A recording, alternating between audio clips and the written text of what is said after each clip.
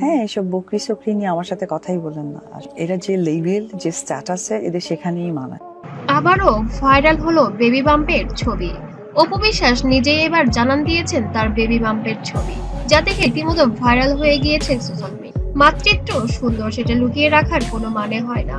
Hollywood, Bollywood, Tollywood অভিনেত্রী সহ আমাদের ঢালিউডের অভিনেত্রী বুবলিও মাতৃত্বকালীন সময়ে মাথা উঁচু করে গর্বের সাথে কাজ করেছে।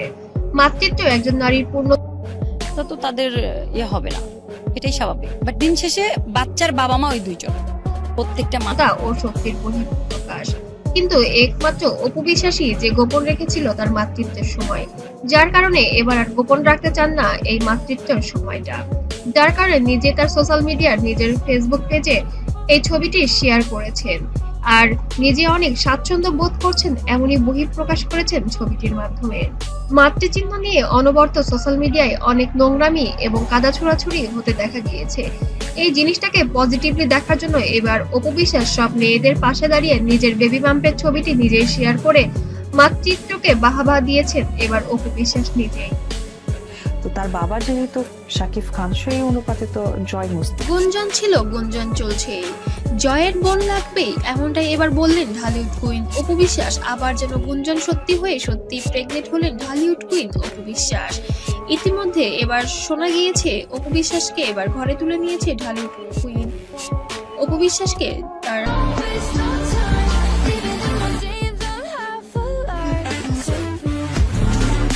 স্বামী সাকিব খান। সে অবশ্য প্রাক্তন স্বামী হলেও এবার যেন তার বর্তমান স্বামী হয়ে জীবনে আবার ফিরে এসেছে নতুন করে। 2025 সালে যেন নতুন করে জীবনযাপন শুরু করেছেন এই দম্পতি। বিয়েটা কোথায় হলো? বিয়েটা সাকিবের বাসায়, একটা শুক্রবার। এটা হচ্ছে গিয়ে আমাদের সন্তানের জন্য সাকিব খান হলেও এবার এক হয়েছেন তারা। তবে বুবলির জন্য তাদের মধ্যে কিছু টানপোড়েন ছিল এবং বেশ কিছু তিতো ভাব ছিল। এখন যেন সবকিছু মধুর মতো মিষ্টি হয়ে উঠেছে এবং এরই মধ্যে যেন আরো একটি গুঞ্জন দিয়ে দিলেন ঢালিউড কুইন। উপস্থাপিকা তাকে প্রশ্ন করেছিলেন, বাবু পেটে আসার পরে প্রথম খবরটি আপনি কাকে দিয়েছিলেন? তখন এক বাক্যে উত্তর দিয়ে বলেন, আমার শাশুড়ি মাকে আমি এটা আগেই জানিয়েছিলাম। মা হতে যাচ্ছে। প্রথম নিউজটা কাকে? আমার শাশুড়ি মা জেনেছে আগে।